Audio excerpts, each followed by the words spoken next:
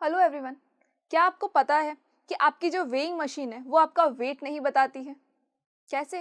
तो आप लोग सोच रहे होंगे कि मैम वेट ही तो बताती है ना कि हम कितने किलोग्राम के हैं। तो बेटा वो वेट नहीं बताती है, वो कुछ और ही बताती है। वो क्या बताती है तो ये जानने के लिए तो आपको ये वीडियो देखना पड़ेगा। So I Lavina Kumawat welcoming you all at Scoreshala. देखो, एक और चीज़ मैं आपको बताती हूँ कि हम अगर अर्थ पे है या हम मून पे चले जाए, दोनों ही केस में हमारा वेट जो है वो सिमिलर रहने वाला है या नहीं रहने वाला है। और अगर मैं बात करूँ मास की, तो क्या वो सिमिलर रहेगा या नहीं रहेगा, तो ये चीज़ें मैं आपको बताऊंगी। और ये बहुत इंपॉर्टेंट चीज़ है। ऐसा नहीं है कि ये बहुत छोटी चीज़ है कि ठीक है ना मैम क्या फ़र्क पड़ता है, मास है वेट है एक ही तो बात है, दोनों सिमिलर ही तो होते हैं। तो बेटा मास और वेट जो होते हैं वो सिमिलर नहीं होते हैं। हमने इतने टाइम में जितने भी फॉर्मूले पढ़े हैं, जो भी कुछ पढ़ा है, सबके अंदर हम किसकी बात करते हैं? ओनली मास की बात करते हैं। हम वेट की बात नहीं करते कि हाँ ठीक है हमारा ये जो वेट है इतना है उतना है, वो नहीं। अगर हम फोर्स की भी बात कर रहे थे तो उसमें हम किसकी बात कर रहे थे? मास की। फोर्स का हमारा फॉर्मूला क्या होता है? Mass multiply bye acceleration. हमने यहाँ वेट क्यों नहीं लिख दिया? लिख सकते थे ना हम वेट भी। तो हमने यहाँ वेट क्यों नहीं लिख दिया मास की जगह पे? नहीं हो सकता। क्यों नहीं हो सकता? बिकॉज मास और जो वेट है आपका, दोनों ही डिफरेंट डिफरेंट थिंग्स है, सिमिलर बिल्कुल भी नहीं है। अब सबसे बड़ी टेंशन तो ये कि हमारी वेइंग मशीन हमें क्या बताती है? क्या वेट बताएगी या मास बताएगी? जब हम बोल रहे हैं कि दोनों सेपरेट है, दोनों डिफरेंट डिफरेंट चीज़ें हैं, सेम नहीं है, वो बात की बात है कि सेम कैसे नहीं है, डिफरेंट क्यों है, वो सब बात की बात है। बट अगर ये डिफरेंट है तो हमारी वेइंग मशीन हमें क्या बताती है? क्या वो झूठ बता रही है हमें इतने टाइम से? मतलब अगर मैं बात करूँ, सपोज मेरी वेइंग मशीन मॉर्निंग में मैंने चेक किया, तो मैं ये मान के चलती हूँ कि ठीक है मेरा जो वेट था वो उस मशीन में आया 50 kg। I was very shock किया, 50 kg, ओ माई गॉड, कितना ज़्यादा हो गया। ठीक है, अगर गर्ल्स को ये बता दिया जाए कि भाई आपका वेट जो है वो हो चुका है 50 kg, मतलब आपकी जो वेइंग मशीन है ना वो बता रही है 50 kg। अब वो मास है वेट है वो सब बात की बात है, बट ये 50 kg बता रही है, मतलब गर्ल्स को सबसे पहले हो जाएगा अरे नहीं अब तो बिल्कुल कुछ भी नहीं खाना है, अब तो फ्रूट डाइट पे आ जाना है, बिल्कुल नहीं खाना है, खाना तो बहुत ही कम खाएंगे क्योंकि वजन बढ़ गया हमारा। अब उनके लिए वजन का मतलब क्या हुआ ये उनको नहीं पता अभी तक, कि बेसिकली हमारी जो वेइंग मशीन है वो क्या समझाना चाह रही है हमें, कि हमारा वेट बढ़ गया है या हमारा मास इंक्रीज हो गया है। अब वो तो हमें पहले पता करना पड़ेगा ना कि हमारा वेट होता क्या है बेसिकली और मास क्या होता है, उसके बाद ही हम बता पाएंगे कि ये क्या बता रही है। तो इनको टेंशन लेने की ज़रूरत है भी मोहतरमा को या फिर नहीं है? चलिए, तो हम बात करते हैं सबसे पहले मास की। मास की हम सबसे पहले क्यों बात करें? क्योंकि ऑलरेडी हमने जितने फॉर्मूले पढ़े हैं, जब भी हम किसी चीज़ को डिस्कशन करते हैं तो हमें सबसे पहले मास ही याद आता है। भाई वेट का तो नाम ही नहीं आता बेचारे का, वो तो वैसे ही कहीं साइड में रखा होता है। इसलिए हम किसकी बात करते हैं? मास की बात करते हैं। तो अब अगर मैं आपको बोलूँ कि अर्थ के ऊपर ये जो बच्चा है इसका मास है 40 kg, ठीक है, इस बच्चे का मास है 40 kg। अब क्या हुआ कि इस बच्चे को लगा कि यार मेरा मास तो ये तो गलत बता रहा है। फाइन, तो अब क्या होगा? ये चला गया चांद पे, पहुंच गया कि मुझे तो वहां जाना है, वहां मैं चेक करके आऊंगा मेरा मास कितना है। अब यहाँ आएगा चांद पे, तो क्या इसका मास चेंज हो जाएगा? तो देखो बेसिकली मास होता क्या है। तो मास का मतलब होता है, अगर मैं कोई भी ऑब्जेक्ट ले लूँ, चाहे हम ह्यूमन बॉडी ले चाहे कोई अदर ऑब्जेक्ट ले लें, उसके मास का मतलब होता है कि उसके अंदर कंपोनेंट्स कितने हैं, कितनी चीज़ों से मिलके वो बना है, उसको हम क्या कह देते हैं? उसको हम कह देते हैं मास। कैसे? तो ह्यूमन बॉडी जो है वो किस किस से बनी है? ह्यूमन बॉडी बहुत सारे सेल से बनी, मिलियंस ऑफ सेल्स से बनी है। उसके साथ ही वाटर से भी बनी है, उसके साथ ही बहुत सारे ऑर्गन हैं, ब्लड है, ये सारी चीज़ें। तो इन सब का कंपोजिशन जो है उनको हम कहते हैं मास। अब सपोज मैंने ये कहा कि मेरी जो बॉडी है उसके अंदर सेल है, चाहे जितनी भी चीज़ है, उन सबका जब मैंने मेजर किया उनको, तो मुझे समझ में आया कि वो 40 kg हो रहा है। ओवरऑल जब मैंने उसको मेजर किया तो वाटर का ले लो कंपोजिशन, चाहे सेल्स का ले लो, चाहे ऑर्गन्स का ले लो, चाहे अदर थिंग्स का ले लो, सब कितना आया? 40 kg आया। ठीक है, कोई प्रॉब्लम नहीं है। अब क्या हुआ? मैंने जाके, इस बच्चे ने जाके, मतलब मैंने नहीं किया, इस बच्चे ने जाके चांद पे चेक किया। देखो डोनट वोनट लेके गया आराम से कि भूख वूख नहीं लगे ना, इसलिए चांद पे लेकर गया। अब इसने सोचा कि अब यहाँ मेजर करके देखता हूँ मैं अपना मास। जब इसने अपने मास को मेजर करके चेक किया तो वहां पर भी क्या आया? सिमिलर आया। वहां पर भी क्या आया? 40 kg आया। अब ये बच्चा कंफ्यूज, क्योंकि हमें तो पढ़ाया गया था कि दोनों के ग्रेविटेशनल फोर्स में चेंजेस होते हैं। मून और अर्थ के ग्रेविटेशनल फोर्स में चेंज होता है, डेफिनेटली होता है, हर एक ऑब्जेक्ट के ग्रेविटेशन फोर्स में चेंज होता है। कुछ के अंदर ज़्यादा होगा, कुछ के अंदर कम होगा। तो मेरा जो मास है भाई, इसको तो बढ़ाया ही गया था कि हमें सिर्फ मास की बात करनी है, हमें तो वेट का नाम ही नहीं लिया, हमने इतने टाइम से वेट का नाम लिया ही नहीं, तो इसको वेट का मतलब पता ही नहीं, ये तो मास की बात कर रहा है। तो इसको ये समझ में आया कि भाई यहाँ अगर ग्रेविटेशनल फोर्स में चेंज भी है तो भी क्या हुआ, 40 kg, कहीं भी चला जाओ 40 kg, मुझे तो बढ़ाना है, मुझे बड़ा होना है। अब इस बच्चे को बढ़ाना है तो ये सोच सोच के परेशान हो रहा है कि अब मैं कहाँ जाऊँ जो मुझे मेरा वेट ज़्यादा लगे, मुझे मेरा मास ज़्यादा समझ में आए। लेकिन क्या हुआ, ये बच्चा कहीं भी चला जाए, कहीं भी जाके घूम के आ जाए, क्या हुआ, इसका मास हमेशा सिमिलर है। इसका मास यहाँ पर भी 40 kg है, वहाँ भी 40 kg है, पोल पे चले जाओ तो भी 40 kg है, इक्वेटर पे चले जाओ तो भी 40 kg है, मार्स पे चले जाओ तो भी 40 kg रहेगा, सन पे चले जाओ तो भी 40 kg। सन पे जल जाएंगे वो अलग मैटर है, लेकिन अगर जाने का मौका बाई चांस कभी मिल जाए कि नहीं नहीं नहीं नहीं ये वाला जो पोर्शन है इसमें आप जा सकते हो, तो वहाँ पर भी क्या रहेगा, 40 kg रहेगा। क्यों रहेगा, बिकॉज कोई भी ऑब्जेक्ट कितने कॉन्स्टिट्यूएंट से मिलके बना है वो क्या होता है, हमारा मास होता है। अगर मैं ये चीज़ की बात करूँ, मेरे पेन की बात करूँ, तो मेरा पेन एक प्लास्टिक से बना है। अब मुझे सिर्फ ये चेक करना है कि प्लास्टिक जो है ना उसका वजन कितना है, प्लास्टिक कितना है मेरे पास, प्लास्टिक ये जो है कुछ ग्राम्स में है, कुछ किलोग्राम्स में है, कितना है, वही क्या होगा, इसका मास हो जाएगा। अगर मैं चेयर की बात करती हूँ तो चेयर के ऊपर देखो कितनी लकड़ी लगी है, उसके ऊपर गद्दे भी लगे हैं, कहीं स्क्रू भी लगे होंगे, कहीं कुछ और भी लगा होगा, गम वम लगा होगा। तो उन सबको ओवरऑल अगर मैं देखूँ तो ओवरऑल इसमें मास कितना है, वो क्या हो जाएगा, इसका ओवरऑल जो है कितने कॉन्स्टिट्यूएंट्स है, कितना है उनका मेजर, तो वो क्या होगा, इसका मास हो जाएगा। फाइन। अगर मैं इस रिमोट की बात करती हूँ, इस रिमोट के अंदर कितने कॉन्स्टिट्यूएंट्स है, कहीं बैटरी है, ये प्लास्टिक लगा होगा, ये जो स्विच लगे हैं उनका कोई और अलग सीन होगा। तो ये सारी चीज़ों का जो कॉन्स्टिट्यूएंट्स है, जितने भी कॉन्स्टिट्यूएंट्स है, कॉम्पोनेंट्स है इसके, उन सबका मेजर कितना है, उसे हम क्या कहेंगे कि ये इसका मास है। ये इसका वेट नहीं है, ये क्या है, इसका मास है। अब मुझे ये बताओ, क्या किसी ऑब्जेक्ट की जो कंपोजिशन है कहीं और जाने पर क्या चेंज हो जाएगा। हमारी बॉडी ले लो, चलो, क्या हमारी बॉडी को अगर हम मून पे ले जाए, सपोज मैं मून पे चली गई, जैसे इस बच्चा है, मेरा भी मन हो गया, मैं भी एक दिन चले जाके देखती हूँ, जाके मैं भी एक बार चेक करके आती हूँ।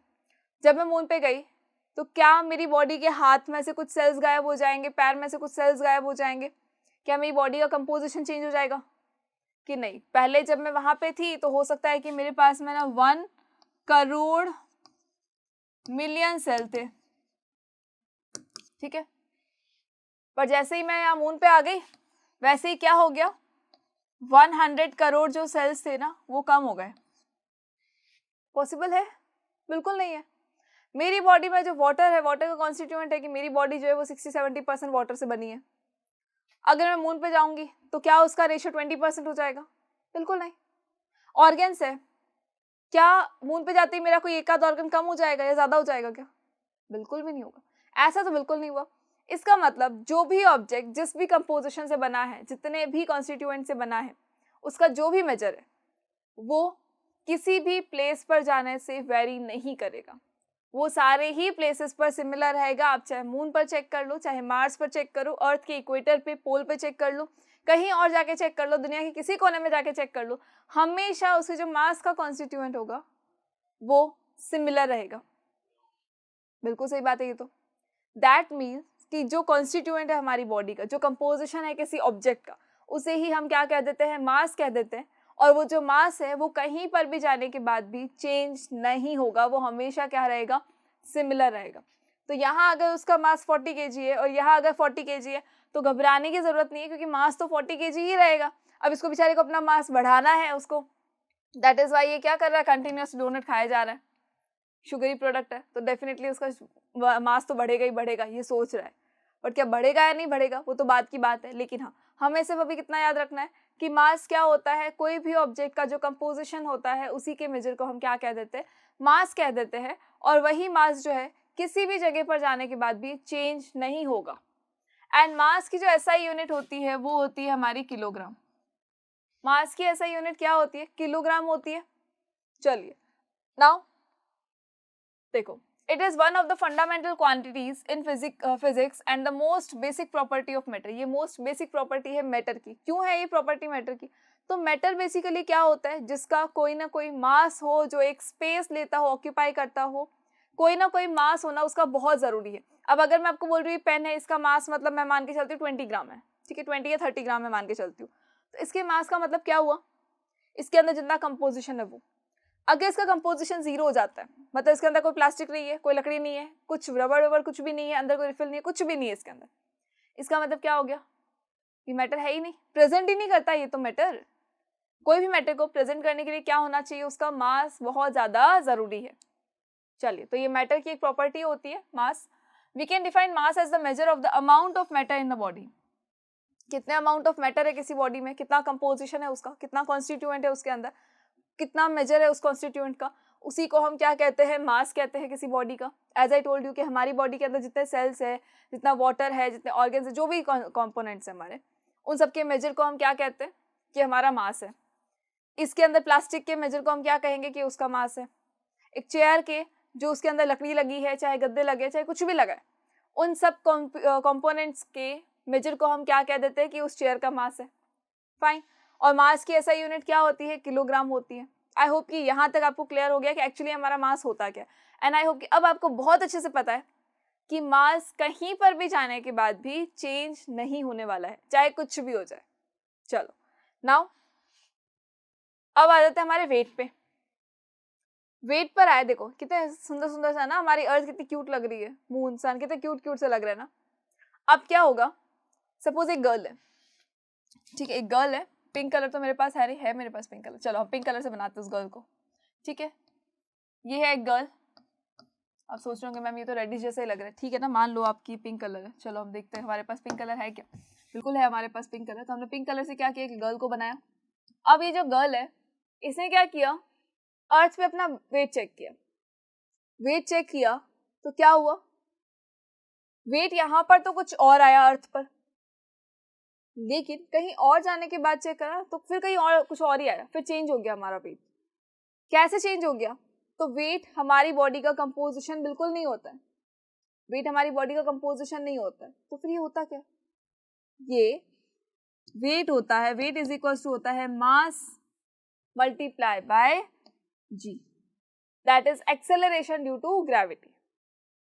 इसका मतलब है कि जो वेट है वो वेरी कर सकता है। फाइन। वेट क्यों वेरी कर सकता है? एक्सेलरेशन ड्यू टू ग्रेविटी की वजह से वो वेट वेरी कर सकता है।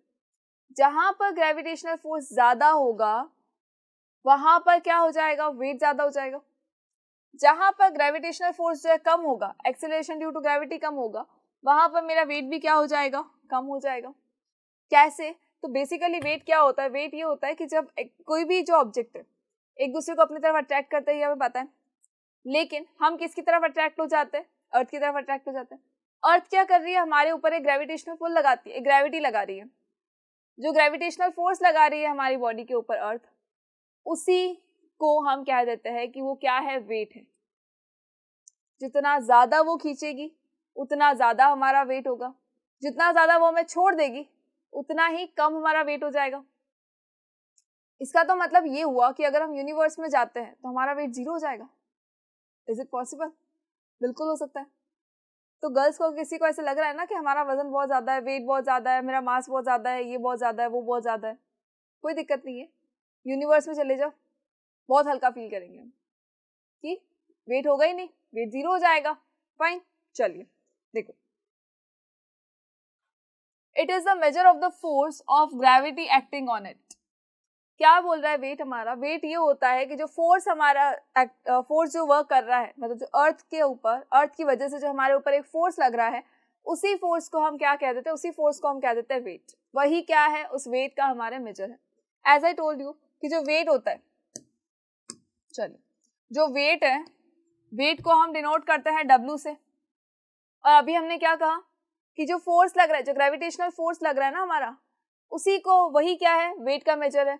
तो हमारा ग्रेविटेशनल फोर्स क्या होता है? जब हमने ये बात की थी, हमने न्यूटन के लॉज पढ़े थे, तब हमने फोर्स का एक फॉर्मूला पढ़ा था, that is ma। Force is equals to क्या होता है? ma होता है। अभी हमने क्या कहा? जितना ग्रेविटेशनल फोर्स लगेगा वही तो मेजर है वेट का, उतना ही तो हमारा वेट होने वाला है। अब अर्थ के ऊपर हम देखेंगे तो अर्थ की ग्रेविटी और मून की ग्रेविटी को चलो कंपेयर करते हैं, ठीक है, अर्थ और मून की ग्रेविटी को कंपेयर करते हैं। तो देखो मून तो बहुत छोटा होता है अर्थ के कंपैरिजन में। अगर हम मून और अर्थ का कंपैरिजन करें तो अर्थ तो बहुत छोटा होता है, और अर्थ इतना छोटा है, दैट मीन्स क्या होगा कि इसकी ग्रेविटी कम होगी, इसका ग्रेविटेशनल फोर्स जो है यहाँ पे ज्यादा होगा, यहाँ पर ग्रेविटेशनल पुल क्या हो जाएगा, कम हो जाएगा। दैट मीन्स कि एक्सेलरेशन ड्यू टू ग्रेविटी पे भी इफेक्ट पड़ेगा। एक्सेलरेशन ड्यू टू ग्रेविटी जो है वो अर्थ की ज्यादा होगी और मून की कम होगी। हमने यही तो कहा ना कि जितने भी ऑब्जेक्ट्स होते हैं वो एक दूसरे की तरफ क्या करते हैं, अट्रैक्शन फोर्स लगाते हैं, जिसको हम कहते हैं ग्रेविटेशनल फोर्स। जो ऑब्जेक्ट छोटा होगा वो कम फोर्स लगाएगा, जो ऑब्जेक्ट बड़ा होगा ज्यादा फोर्स लगाएगा, और जो ज्यादा फोर्स लगाएगा उसी के लिए क्या होगा, एक्सेलरेशन ड्यू टू ग्रेविटी बढ़ जाएगा और कोई भी ऑब्जेक्ट उस ज्यादा फोर्स की तरफ मूव कर जाएगा। फाइन, तो यहाँ पर भी तो यही हो रहा है। ये जो अर्थ है, अर्थ क्या कर रहा है, अर्थ बहुत बड़ा है, अर्थ बहुत बड़ी है मतलब, तो अर्थ के ऊपर क्या लग रहा है, जो ग्रेविटेशनल फोर्स है अर्थ का वो बहुत ज्यादा है as compare to moon. That is why acceleration due to gravity किसका ज्यादा होगा, अर्थ का ज्यादा होगा। अब मून है, मून तो बहुत छोटा है, इसका मतलब है कि इसका एक्सेलरेशन ड्यू टू ग्रेविटी क्या होगा, कम होगा। दैट मीन्स कि यहाँ पर जो फोर्स लगेगा वो ज्यादा लगेगा, यहाँ पर जो फोर्स लगेगा वो कम लगेगा। और अभी हमने कहा कि जो ग्रेविटेशनल फोर्स लग रहा है वही तो क्या है, इसी के मेजर को तो हम क्या कहते हैं, वेट कहते हैं। तो यहाँ पर जब हम बात कर रहे हैं हमारे फोर्स की, फोर्स क्या होता है, ma होता है, ठीक है। अगर मैं बात करती हूँ मेरे gravitational force acceleration due to gravity की, तो यहाँ मैं इसको रिप्लेस कर सकती हूँ एक्सेलरेशन ड्यू टू ग्रेविटी से। जब हम बात करेंगे फ्री फॉल की, भाई कोई भी ऑब्जेक्ट जब कोई भी ऑब्जेक्ट के ऊपर जब अर्थ एक ग्रेविटेशनल फोर्स लगाती है तो वो किस में होता है, फ्री फॉल में होता है। अगर हम हवा में वहां से कूद के देख लो एक बार, ऊपर थोड़ी ना जाओगे, हमेशा नीचे ही तो आने वाले हो।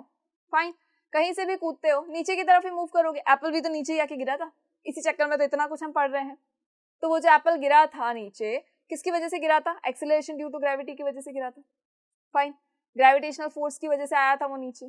फ्री फॉल की बात कर रहे हैं, दैट इज वाई यहाँ पर ए क्या हो जाएगा, जी हो सकता है। रिप्लेस कर सकते हैं, बिल्कुल कर सकते हैं। अब हमने क्या कहा कि जो फोर्स का मेजर है, इस फोर्स का, ग्रेविटेशनल फोर्स का जो मेजर है उसे हम कह देते हैं वेट। तो मैं इस फोर्स की जगह रिप्लेस कर सकती हूँ वेट को। वेट का मतलब होता है W से डिनोट करते हैं हम इसको, mg। तो वेट का फॉर्मूला क्या हो गया, वेट इज इक्वल्स टू हो गया mg। इसका मतलब है कि वेट जो है वो मास पर भी डिपेंड करता है, वेट जो है वो एक्सेलरेशन ड्यू टू ग्रेविटी पर भी डिपेंड करेगा। फाइन, चलिए अब आ जाओ वापस यहाँ पर।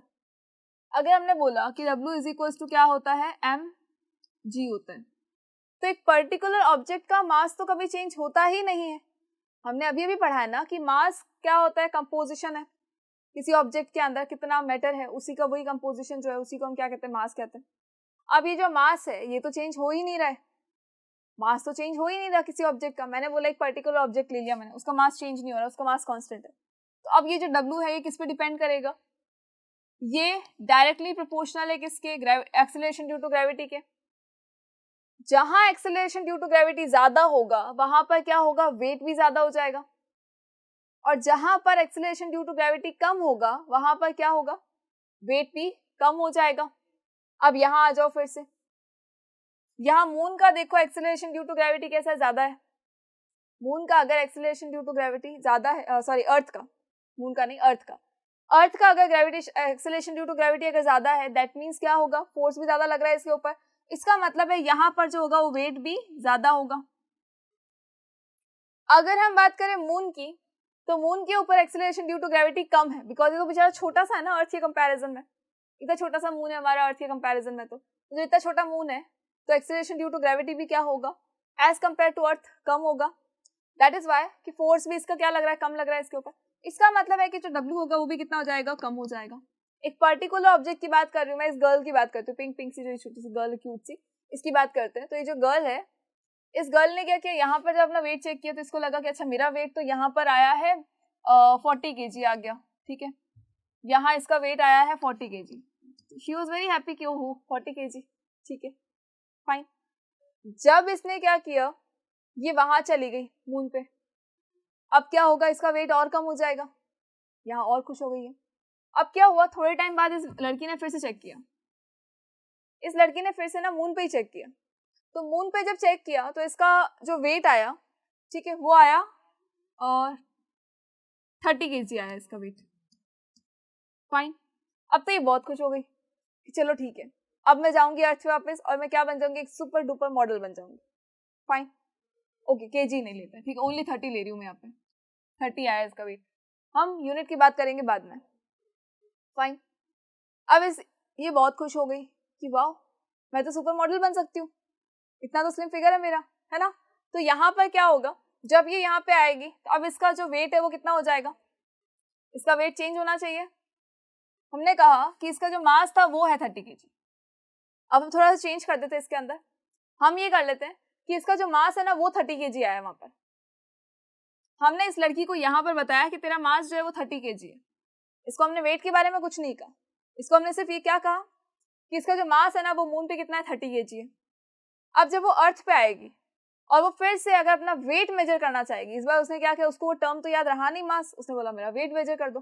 तो वेट कितना हो जाएगा, इसका वेट हो जाएगा m इंटू जी। m कितना होता है, m होता है, m इसका है 30 एंड g कितना होता है 10। ले लें हम इसको एक बार कैलकुलेशन के, 9.8 और 10 तो एक ही बात है, तो हम क्या करते हैं इसको ले लेते 10। तो हमने लिया 10, अब इसको क्या समझा, ओ 300। व्हाट, सडन चेंज कैसे, वहां तो 30 kg, यहाँ इसने बोला वेट मेजर कर दो, वहां तो चलो मास था, इसका मास कितना था, इसका 30 kg था, यहाँ पर मास 30 kg था। यहाँ आते इसने बोला मेरा वेट मेजर करना है, जब वेट मेजर किया तो पता चला 300। ये फिर डिप्रेशन में चली गई। क्या हो गया, मास चेंज नहीं हुआ था, इसने अगर मास कहा होता यहाँ पर भी तो वो 30 kg आता, लेकिन जैसे ही इसने कहा कि मेरा वेट मेजर करना है तो वेट तो बहुत ज्यादा हो गया। तो वेट किसकी वजह से होता है, ग्रेविटेशनल पुल की वजह से आता है। तो ग्रेविटेशनल पुल इसका यहाँ पर ज्यादा था, दैट इज वाई इसका वेट क्या है, ज्यादा है। वहां हो सकता है कि वेट थोड़ा कम भी होता, लेकिन जो मास है उस मास की वजह से इसको लगा कि मेरा वेट जो है इतना, लेकिन वो क्या था, उसका मास था। 30 kg क्या उसका मास है। यहाँ जब हम वेट चेक करेंगे तो वेट की जो यूनिट होती है वो होती है न्यूटन। तो इसका वेट कितना हो जाएगा, 300 न्यूटन होगा। इसका वेट कितना होगा, 300 न्यूटन होगा। और खैर अगर हम वही वेट की अगर बात करें हम वहां पर ना मून पर, तो मून पर इसका वेट होगा 50 न्यूटन। 50 न्यूटन इसका वेट हो जाएगा, यहाँ 300 न्यूटन है, फाइन। लेकिन ये जो वेरिएशन है इसको पता चला, वेरिएशन जो इसको समझ नहीं आया, किलोग्राम और न्यूटन तो ये भूल गई, इसको सिर्फ वो फिगर याद रहा 30 और 300। अब ये डिप्रेशन में आ गई, बट डिप्रेशन में आने वाली कोई बात ही नहीं थी। क्यों नहीं थी, बिकॉज इसको वेट मेजर नहीं करवाना था। इसको क्या करना चाहिए था, अपना वेइंग मशीन उठाना था और उससे फिर अब चेक करना था, तो 30 kg आता। वो क्यों आता, अब वेरिएशन क्यों नहीं आया, बिकॉज हमारी जो वेइंग मशीन होती है वो हमेशा आपको क्या बताती है, वेइंग मशीन बताती है आपको आपका मास। वेइंग मशीन कभी भी आपको आपका वेट नहीं बताती है, वो हमेशा क्या बताती है, आपका मास बताती है। बट ठीक है, हम फ्लो में बोल रहे हैं ना, इतने टाइम से सब लोग बोलते हैं कि हम वेट मेजर कर रहे हैं, वेट मेजर कर रहे हैं, वेट मेजर कर रहे हैं, दैट इज वाई हम उसको बोल देते हैं वेट, अदरवाइज वो क्या है, हमारा मास है। तो वेइंग मशीन बताएगी आपको मास। अब वेइंग मशीन जो है हमेशा आपका मास प्रॉपर कैसे बता देती है, तो देखो मास क्या होता है, इस फॉर्मूले के अकॉर्डिंग अगर हम देखें तो हमारा मास कितना होता है, मास हो जाएगा आपका W/G।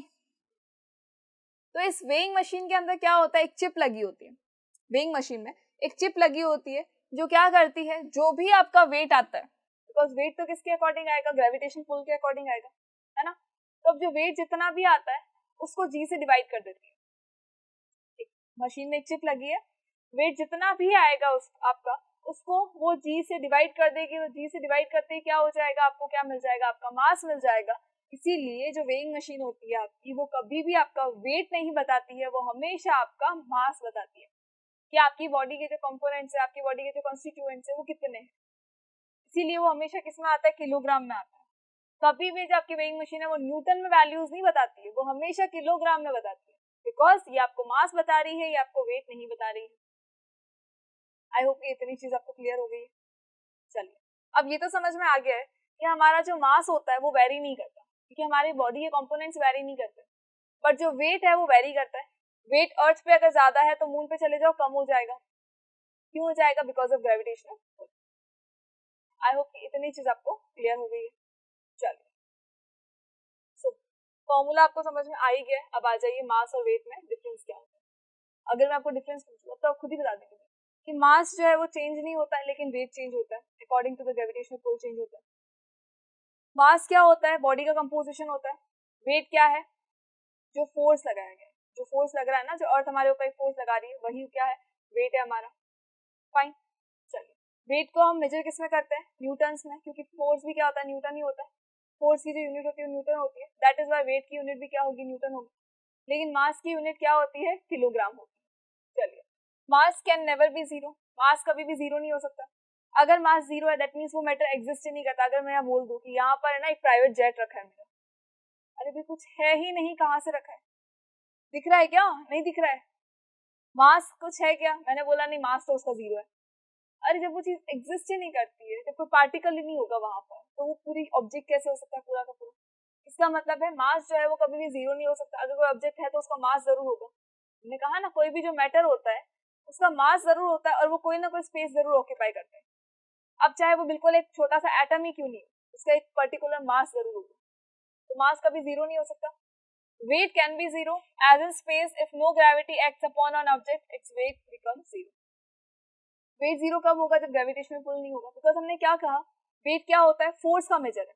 अगर वो फोर्स ही जीरो हो गया दैट मीन्स कि वेट भी क्या हो जाएगा? जीरो हो जाएगा। जहां पर ग्रेविटेशनल पुल ही नहीं लग रहा है, यूनिवर्स के अंदर, स्पेस के अंदर आप चले जाओ, वहां पर आपके ऊपर कोई ग्रेविटेशनल पुल नहीं लगेगा, दैट मीन्स ही क्या होगा? आपका वेट हो जाएगा जीरो। बिकॉज आप क्या कर रहे हो? हवा में ऐसे फ्लोट कर रहे हो, आपका वेट होगा ही नहीं, कोई पुल है ही नहीं, कोई फोर्स लग ही नहीं रहा है। जब कोई फोर्स नहीं लग रहा तो वेट जीरो हो सकता है, बिल्कुल पॉसिबल है। Mass is a scalar quantity because it has only magnitude, इसको डायरेक्शन से कोई लेना देना नहीं है, इसके पास सिर्फ और सिर्फ अपना खुद का एक मैग्नीट्यूड है, that's it. Weight, weight is a vector quantity because it has magnitude and is directed towards the center of the earth or other gravity well. other gravity well का मतलब जहां से क्या लगा है? इसके ऊपर एक फोर्स लग रहा है। इसके ऊपर फोर्स कहां से लग रहा है? कौन सी डायरेक्शन से लग रहा है? Only centre of the earth से लग रहा है, या कोई भी ऑब्जेक्ट के सेंटर से लग रहा है। दैट मीन्स कि वेट जो है वो एक वेक्टर क्वांटिटी है, it has magnitude and direction as well as. चलिए, mass is commonly measured in kilograms and grams. Mass को हम किलोग्राम और ग्राम में मेजर करते हैं, लेकिन जो वेट है उसको हम न्यूटन्स में मेजर करते हैं, बिकॉज जो फोर्स है उसकी यूनिट क्या होती है? Newton. That is why weight की यूनिट भी क्या हो जाएगी? न्यूटन हो जाएगी। चलिए, now mass does not change according to location. Mass according to location change नहीं होता है। आप चाहे मून पे चेक कर लो, चाहे आप अर्थ पे चेक कर लो, चाहे कहीं और जाके चेक कर लो, लेकिन जो मास है वो कभी भी चेंज नहीं होगा। बट वेट जो है वो वेरी करता है लोकेशन टू लोकेशन। मून पे चले जाओगे वेट कम हो जाएगा, मार्स पे चले जाओ, अर्थ पे आ रहे हो वेट ज्यादा हो गया। अच्छा, अर्थ पे भी क्या होता है? वेट में वेरिएशन आता है। कैसे आता है? तो देखो, अर्थ का जो शेप होता है वो कैसा होता है? जियोइड शेप होता है। फाइन, हमको ये पता है कि अर्थ जो है ऊपर से थोड़ी सी फ्लैट है, नीचे से भी थोड़ी सी क्या है? फ्लैट है। ये शेप एग्जैक्ट नहीं है, लेकिन ठीक है, हम ये मान के चलते हैं कि इस तरह का कुछ होता है, मिलता जुलता कोई ना कोई शेप होता है। ठीक है, ये क्या होता है? इक्वेटर होता है। ये क्या होता है? पोल्स होता है इसके। अब क्या होता है इक्वेटर पे? अगर हम देखेंगे तो इसकी रेडियस थोड़ी ज्यादा होगी। R of radius of equator क्या होती है? थोड़ी ज्यादा होती है। बट रेडियस ऑफ पोल जो होती है थोड़ी सी कम होती है। और हमने ये पढ़ा है कि जी का एक फॉर्मूला होता है। क्या होता है जी का formula? Capital G capital M upon R square. जो स्मॉल जी है it is indirectly proportional to R square. अब अब हमने कहा कि जो रेडियस है, अगर रेडियस को हम इंक्रीज कर देते हैं, रेडियस को अगर मैं इंक्रीज कर देती हूँ तो मेरा जो जी है वो क्या हो जाएगा? कम हो जाएगा। और अगर ये पुल कम हो गया तो हमने फॉर्मूला पढ़ा है W is equals to mg and W is directly proportional to G। G अगर डिक्रीज हो गया दैट मीन्स W भी क्या हो जाएगा? डिक्रीज हो जाएगा। दैट मीन्स वेट भी क्या हो गया? डिक्रीज हो गया। इसका मतलब है जो वेट जो है वो इक्वेटर्स पे क्या होता है? कम होता है। अब पोल पे आ जाओ, पोल के ऊपर जो जी होगा वो कैसा होगा? तो पोल की जो रेडियस होती है, पोल की जो रेडियस है वो कम है। अर्थ के ऊपर अगर हम देखें पोल की रेडियस तो कम है, दैट मीन्स जी की वैल्यू क्या होगी? इंक्रीज हो जाएगी। इसका मतलब है कि डब्ल्यू की वैल्यू भी क्या होगी? इंक्रीज हो जाएगी। तो हमने जो एग्जांपल लिया था ना गोल्ड वाला, कि एक पर्टिकुलर पर्सन जो है वो यहाँ से गोल्ड खरीदता है 10 kg, यहाँ से उसने गोल्ड खरीदा 10 kg, और जैसे ही वो पोल पे गया तो पोल पे जाते ही उसकी वैल्यू हो गई 13 kg। हाउ? कैसे हो गई? तो because of gravitational pull. Because यहाँ पर अगर रेडियस ज्यादा है that means acceleration due to gravity क्या हो जाएगा? कम हो जाएगा। दैट इज व्हाई वेट भी क्या हो जाएगा? उसका कम हो जाएगा, डिक्रीज हो जाएगा उसका वेट। और जैसे ही हम बात करेंगे पोल की, पोल पर क्या होता है? रेडियस होती है कम, रेडियस होती है उसकी छोटी। दैट इज व्हाई जो एक्सेलरेशन ड्यू टू ग्रेविटी है वो क्या होगा? इंक्रीज हो जाएगा। दैट इज व्हाई वेट भी क्या होगा? इंक्रीज हो जाएगा। तो इसका मतलब है ये जो गोल्ड का बिजनेस अगर हम करना चाहे कर सकते हैं, लेकिन ये करना नहीं, सही जगह इसको यूज करना है, इलीगली उसको यूज नहीं करना है। चलो फाइन।